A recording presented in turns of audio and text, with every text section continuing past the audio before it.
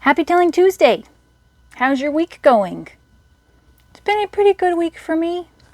I've had swimming lessons and a trip to the beach and a softball game, like perfect summer stuff.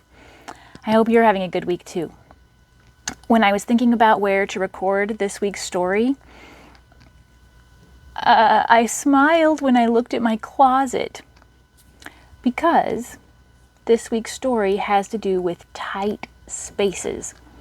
So I crammed myself into my really messy sewing room closet for today's story. The fable that this story is based on is called The Swollen Fox. And the creative spark that I'm encouraging you to give a try is focus on a sense other than the sense of sight. We use that, we describe what we see in stories often, but try to tell a story focusing on another sense. Here is today's story. Fox ambled through the forest. His nose detected damp moss, sweet, dry grass, and cold, metallic stone. None of those interested Fox. No. He was only interested in one thing: relief for his empty belly. Nose to the ground detective work, and he found stinky deer droppings and minty herb, and then a scent very desirable yet unexpected: salty, savory meat and soft, hearty bread. Oh. Fox let his nose lead him all the way to a stump.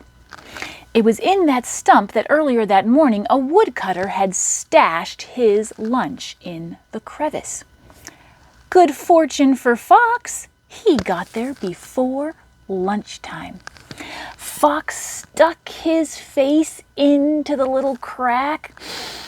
Oh, and the damp, moist wood smell mixed with the savory morsel smell, and his salivary glands went into action.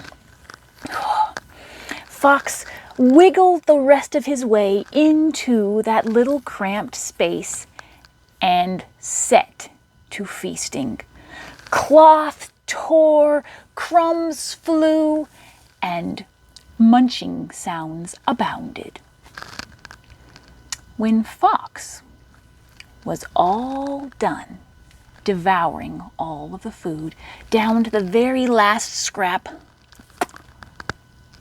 it was then that when Fox tried to free himself, go back out the crack that he had come in, he couldn't get through any longer. All of a sudden, the smell of that cramped space was damp and uninviting. "Help! Help me!" cried Fox. He soon realized that he would be stuck in that tight space until all of that food had worked its way through his digestive system. That smell will not be explored.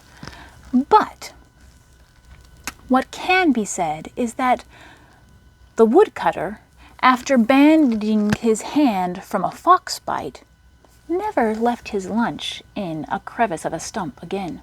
And Fox never again ate his meals in cramped spaces, which just goes to show that mistakes are good for something. Learning from them. So, what mistakes have you learned from recently? I would have to say my mistakes are probably too many to count, but I really am grateful for the lessons that I learned from them. I hope that you can think of a lesson that you've learned, maybe share it with someone, and think about a sense that you would like to explore in a story. Go ahead, share it with me or someone else, and I will see you next week.